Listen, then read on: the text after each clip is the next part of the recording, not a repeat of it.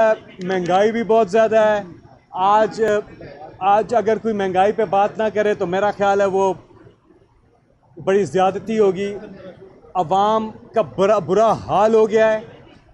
आज दूसरा दिन है नए माली साल का, और जो महंगाई अभी से जो लोगों पे इम्पैक्ट पड़ना शुरू हुआ है, आपने देखा कि रातों रात जिस तरह से पेट्रोल डीज़ल की कीमतें बढ़ा दी गई, ये बिल्कुल ये वाज़े हो गया है कि ये किसी तौर पे भी ये फॉर्म 47 वाले ये अवाम के मुखलिस नहीं है, क्योंकि अवाम के वोटों से तो ये आई नहीं है। तो ये जो बजट इन्होंने बनाया है, टैक्सेस की जो भरमार की है, जो तनख्वाहदार तबका है उस पर जो टैक्स इन्होंने लगाए हैं, वो इस तरह के चीज़ें अब दस्तरस से बाहर हो गई। एक फार्मूला है कि आप टैक्स नेट बढ़ाएं, ये नहीं जो पहले से टैक्स दे रहे हैं उस पर और टैक्स डाल दें। उस बेचारे का तो आप अप्रिशिएट करें, उसको रिवॉर्ड्स दें कि वो टैक्स देता जा रहा है। उसको बजाय इसके कि रिवॉर्ड देने के, उस पर और टैक्स डाल देते हैं। टैक्स नेट नहीं बढ़ाते। टैक्स नेट को एक्सपेंड करना चाहिए। जो इतने बड़े बड़े सरमायादार हैं, जागीरदार हैं, इतने बड़े बड़े एक जो पूरा एक अशराफिया है, वो तो टैक्स देता नहीं है, वो तो टैक्स चोरी करता है। लेकिन जो आम आदमी है, जो पिसा हुआ तबका है, उसको मज़ीद पिसा जा रहा है। तो ये इस पे आवाज़ उठानी चाहिए। दूसरा, मखसूस नशिस्तें।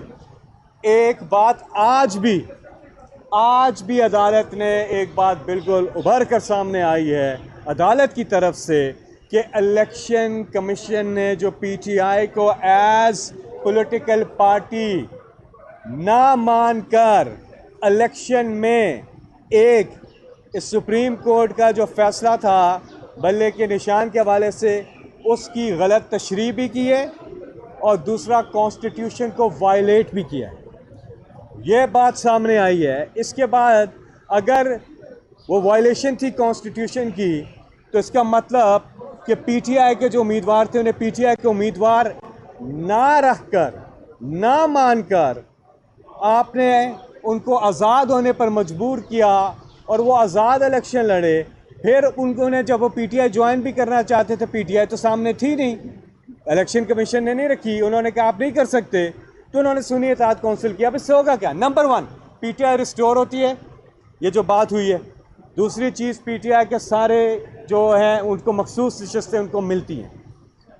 अगर दूसरी चीज़ पे चले जाएं तो वो भी मान लिया, और वो नोटिफिकेशंस भी सामने आ गए अदालत के कि सुन्नी इत्तेहाद काउंसिल एक पार्लिमानी पार्टी भी है।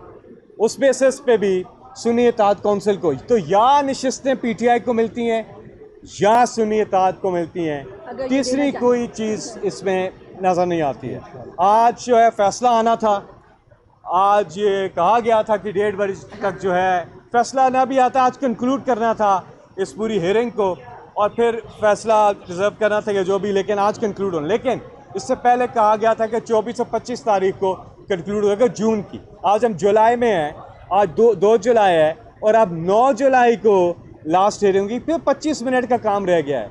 सलमान अकरम राजा और फैसल सिद्दीकी का रिबटल रह गया है। तो दोनों ने बताया कि मिल के वो 25 से 30 मिनट लेंगे। तो अब वो होगा, चलो सब्र करते हैं, सब्र का फल अल्लाह करे कि मीठा हो। और इंशाअल्लाह ये जो सीटें हैं मखसूस नशिस्तें, अवाम का हक है ना, जिधर उन्होंने वोट दिया है वो उधर ही मिलनी चाहिए। सीधी बात है इसमें कि जिधर वोट उसकी नशिस्तें हैं। हम उम्मीद करते हैं कि ये नशिस्तें पीटीआई की हैं, इमरान खान के कैंडिडेट्स की हैं, अक़लियतों की भी और हमारी ख़वातीन की भी। ये इंशाअल्लाह उनका हक है, उनको मिलेगा। आपसे फिर मुलाकात होगी। अल्लाह हाफ़िज़।